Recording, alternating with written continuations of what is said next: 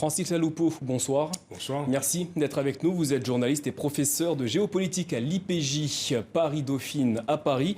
Avec vous, nous allons analyser les grands rendez-vous de l'année 2021. Sur le continent, 10 pays vont connaître des élections législatives ou présidentielles. Arrêtons-nous sur un d'entre eux, le Bénin, où le président Patrice Talon n'a pas encore fait part de ses intentions. Cependant, certains le disent qu'il se présentera pour un second mandat. D'ores et déjà, l'opposition et la société civile mettent en garde contre un scrutin joué d'avance. L'issue de ce scrutin est-elle déjà planifiée au Bénin ? On peut le craindre parce que d'abord il faut préciser que c'est la 7e élection présidentielle au Bénin depuis l'instauration de la démocratie en 1990. Mais cette fois-ci, on pourrait assister effectivement à une élection à haut risque parce que, comme on l'a souvent souligné au cours des 5 dernières années, presque 5 dernières années, les fondamentaux de cette démocratie ont été sévèrement remis en cause. On a assisté en 2019 à des élections législatives sans opposition, suivies ensuite d'élections communales toujours sans opposition. Tout cela à cause de la mise en place d'une nouvelle charte des partis, d'une nouvelle loi électorale qui a exclu littéralement les grandes formations de la vie politique béninoise de la compétition électorale. Alors, il y a au cœur de ce processus qui s'annonce la question des parrainages notamment. Ça fait partie, je dirais, du paquet, de ce que certains considèrent comme la liquidation des acquis démocratiques du Bénin. Les parrainages, alors, il est question que chaque candidat à l'élection présidentielle puisse bénéficier disposer de 7 parrainages, des parrainages donc qui sont, octroyés par les élus, les grands électeurs comme on dit, c'est-à-dire les députés et les maires. Sauf que, voilà, le problème, ces députés, ces 170 députés et maires sont tous du camp présidentiel. Alors on imagine difficilement, évidemment, que les députés et les maires du camp présidentiel puissent favoriser la candidature de vrais opposants, d'opposants déterminés au pouvoir en place. Voilà, donc c'est une des questions aujourd'hui au cœur de ce processus électoral. Alors il semble que si on suivait évidemment cette logique, le président Patrice Talon serait le seul candidat à cette élection présidentielle. Autrement, il pourrait éventuellement choisir ses propres opposants. C'est ce qu'on lui reproche désormais.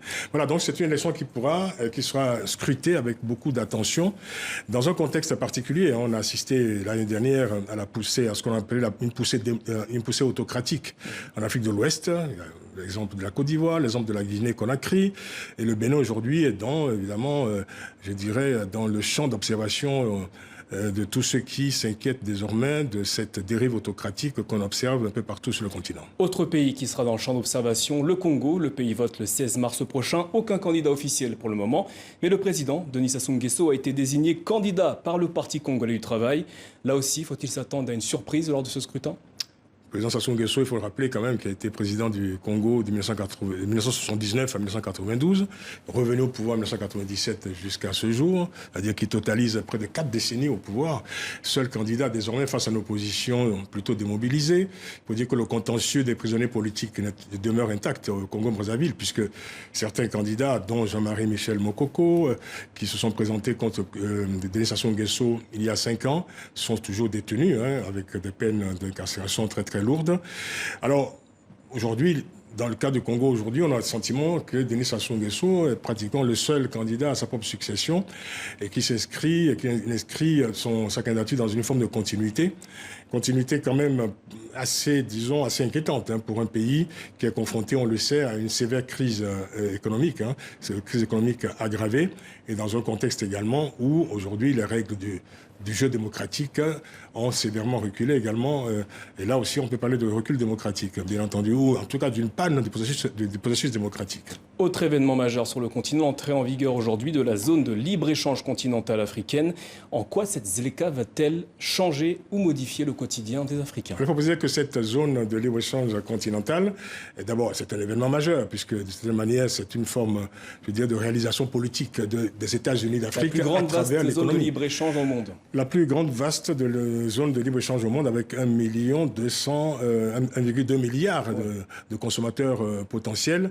L'idée, effectivement, c'est de mettre en place une zone qui puisse permettre aux économies africaines de se mutualiser en quelque sorte et d'abord de produire, de dynamiser les productions du continent, et de permettre l'accès donc à ce marché aux consommateurs africains. Mais c'est surtout, je dirais, de renforcer le commerce intra-africain qui aujourd'hui ne pèse que 16%. Quand on sait que le plus important volume des exportations africaines sont dirigées vers l'extérieur. Donc l'idée, en fait, c'est d'augmenter, je dirais, le volume du commerce intra-africain. Ce serait déjà, évidemment, un pas important, je veux dire, pour ce continent.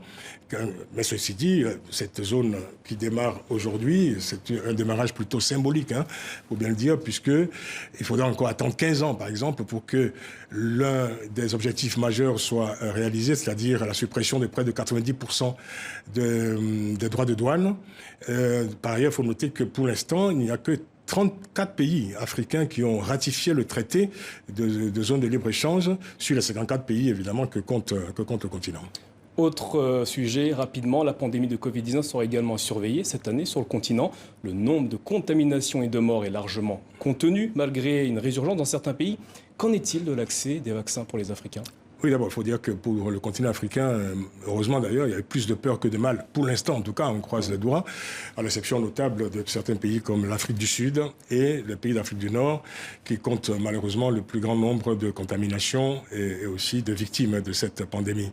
Pour les vaccins, l'agence de l'Union africaine de contrôle et de prévention des maladies a indiqué que les pays africains pourraient avoir accès aux vaccins, que les vaccinations pourraient débuter au deuxième trimestre 2021, c'est-à-dire grosso modo entre avril et juin 2021.